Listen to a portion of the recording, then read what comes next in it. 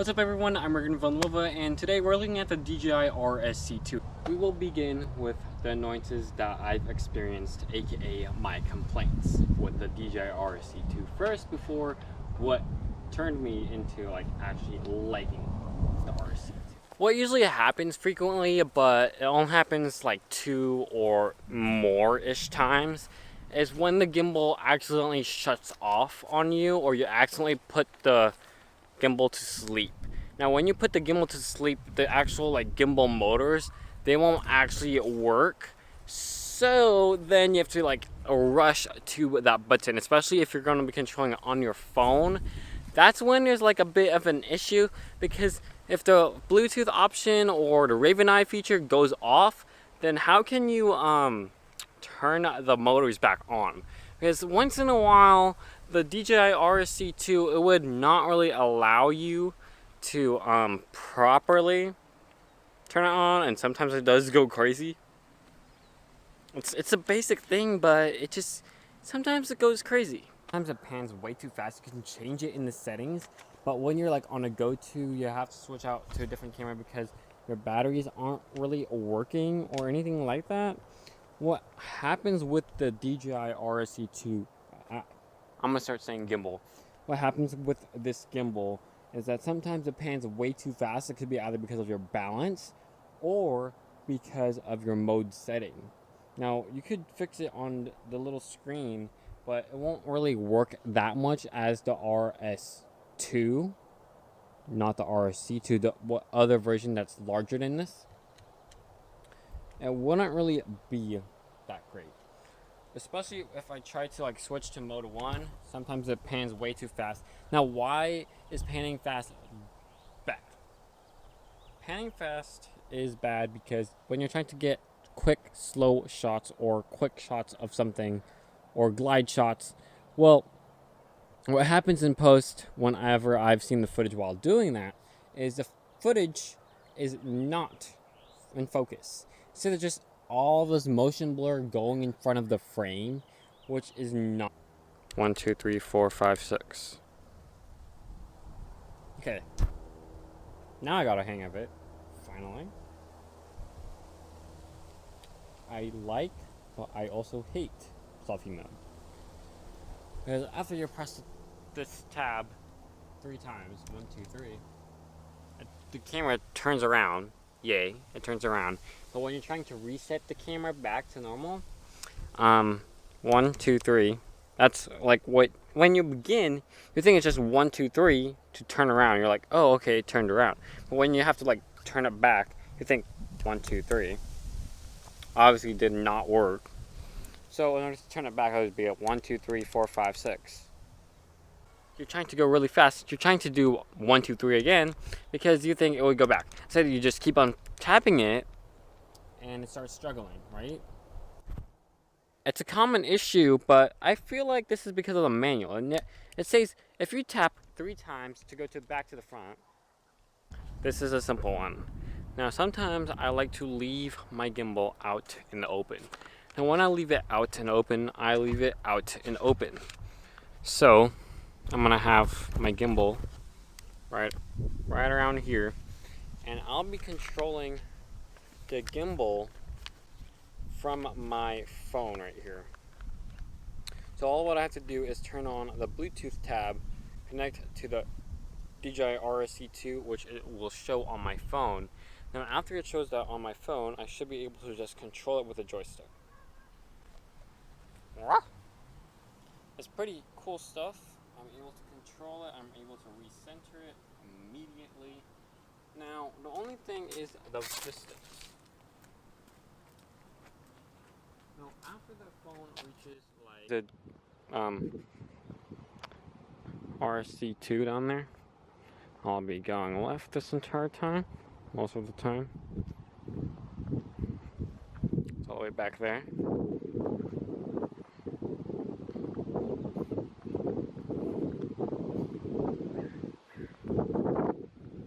Okay, right now we're crossing the road.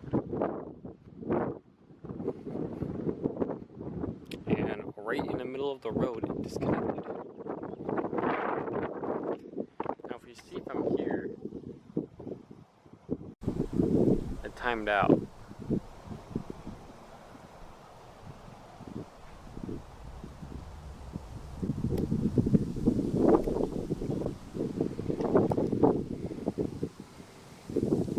One thing is that if I go back here, I try to keep on clicking on connect, I won't budge to get me connected. Like if I go across from here, luckily there's no cars or anything like that, I'm still able to see it.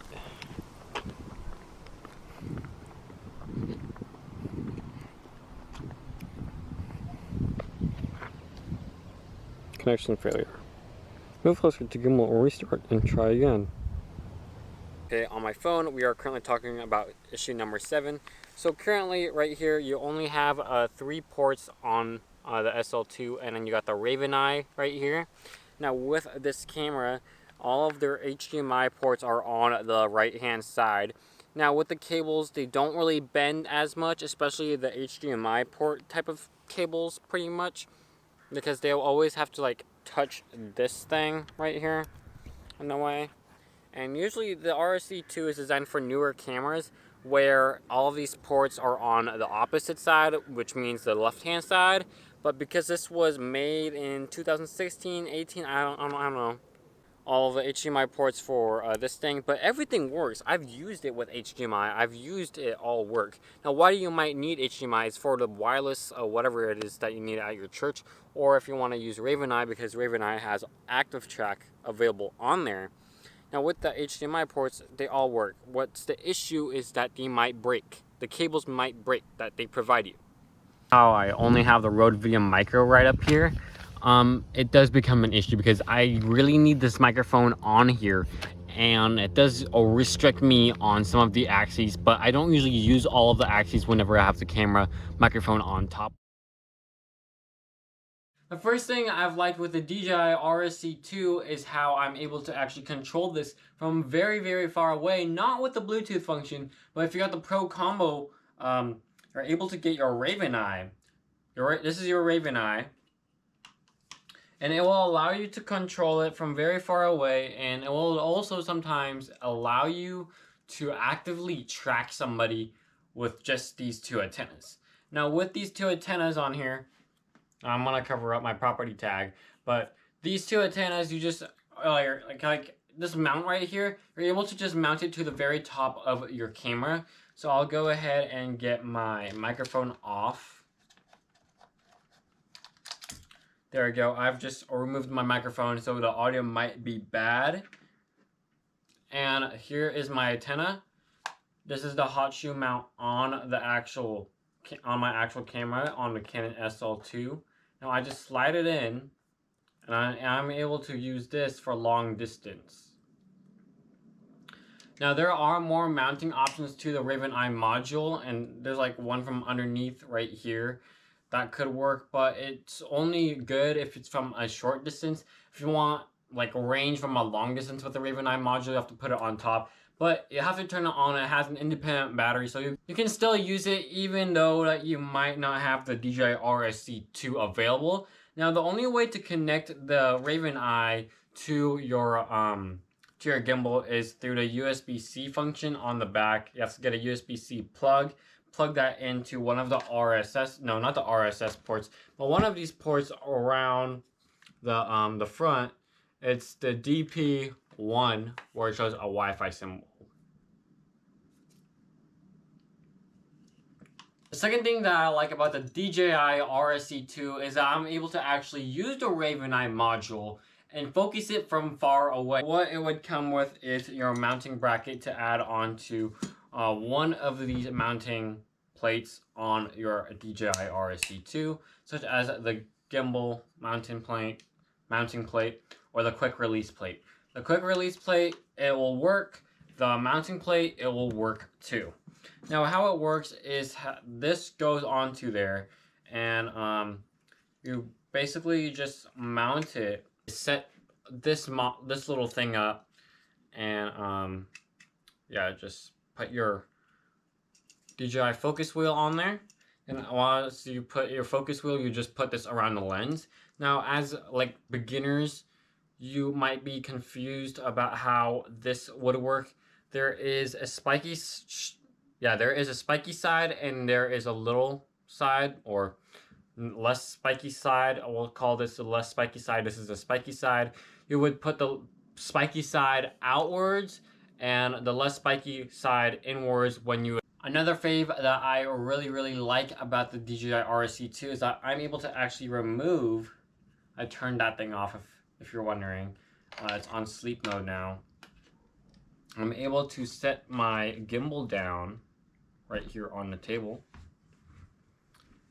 And while it's on sleep mode, I get this little handle. The only bad part with this handle is that when you squeeze it, it's like all of these, all of the tripod legs, they move around a little bit because it's a bit hollow. But because it is a tripod, you're able to use it like those little Manfrotto tripods. So I'm able to get my G7X right here, circle it all around.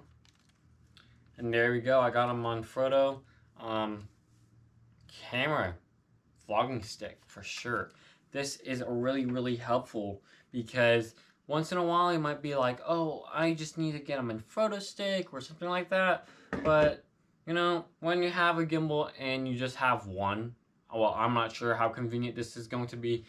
Well, we've got the little tripod that comes with the DJI RSC2. I forgot to mention, but if I just take these two apart, I can put this in underslung mode. However, my microphone is in the way. I'm going to show you this issue right now. And I just plug in the little tripod leg. And I turn this on. You're able to use the stabilizer like this, like in a car shot. But the only thing is, I'm not sure how well it is because obviously I'm not old enough to drive a car. But I feel like it's really good. But the only thing is, just like what I mentioned in the first part of the video, the little aux cord on the microphone, it does get in the way, and it does look really cool, but the microphone, it gets in the way where I have to like use some sort of fancy tilt modification thing that I don't really like doing on this. Another great tip I have is while you have your gimbal stabilized, it's still locked, gotta unlock all of it, is while you are stabilizing the entire gimbal, make sure to look at your measurements. Take photos of the measurements, especially if you're going out to shoot an event or a wedding. Make sure you take a photo of your measurements, whether it's with a microphone on top, whether it's without a microphone on top, whether it's with the focus wheel on it, because that will save you so much time of just being there or being on the travel bus or some sort of transportation while everything's moving around and you're still trying to balance your camera. Just take a photo with your microphone on, with your microphone off, with whatever modifications you want on there. For the lens, keep it to the minimum amount so that you can balance it right. Unless you have a huge lens, then it kind of makes sense that you gotta take more photos about your measurement. But they all vary differently because of the weight balance and gravity. When buying the DJI RSC2, as you're thinking about it, you might not be thinking that you need a Pro Combo. But you actually really need the Pro Combo because with the Pro Combo, you're saving a whole lot rather than getting the RSC2 or RS2 without the Pro Combo. Because if you don't get it with the Pro Combo, well, you would have to pay a couple extra more dollars, especially with inflation happening, because they have to all go in this one bag. And if you keep on buying it separately, each one has a different bag. So while it's in each different bag, there's more, you're paying more for the packaging instead of for the actual product. Hey, if you enjoyed this video, then you'll probably really enjoy this video. So if you could click on the screen right now, you can go and watch that.